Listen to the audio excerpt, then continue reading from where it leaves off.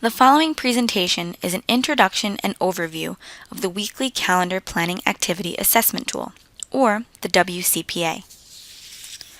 The WCPA is a recently developed performance-based test of executive function that requires entering a list of 10 to 18 appointments or errands into a weekly schedule, while adhering to rules, monitoring time, and managing conflicts.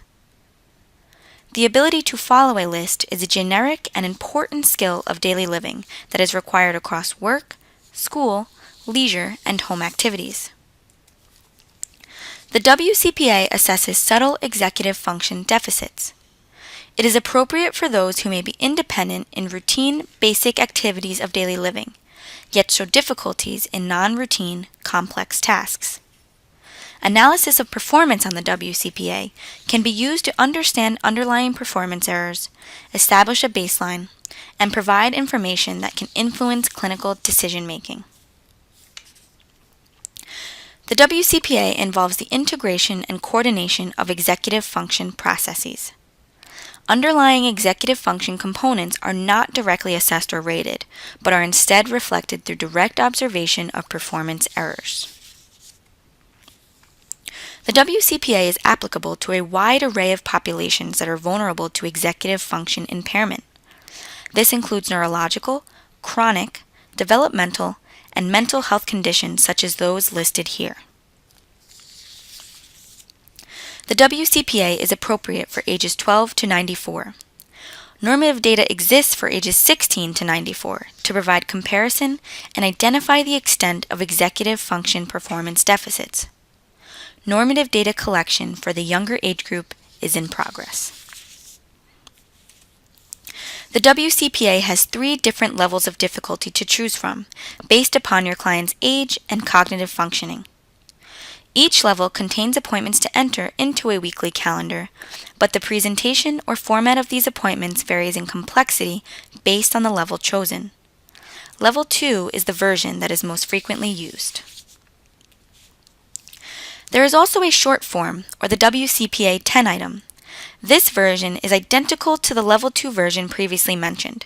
However, it reduces the appointment list from 17 to 10 items. This version was created for therapists working in inpatient settings who may either have lower functioning clients or significant time constraints. This version requires roughly 10 to 15 minutes to administer. Across all versions, the person is given the same set of rules to keep track of. For example, appointments cannot be crossed out once entered. The client has to remember to tell the examiner when 7 minutes have passed. They must leave a specified day free, ignore the examiner's distracting questions, and tell the examiner when they are finished. There are several embedded challenges across all levels of the WCPA. Saturday and Sunday on the calendar are reversed. The calendar ends at 9 p.m., even though an appointment may extend past 9 p.m. After 6 p.m., the time slots increase from 15-minute increments to 30-minute increments. The examiner also asks the client 3 distracting questions that the client should not answer.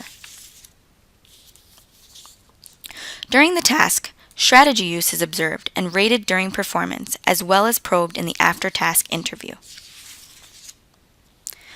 Immediately after the task, a semi-structured interview is conducted to probe the person's awareness and strategy usage.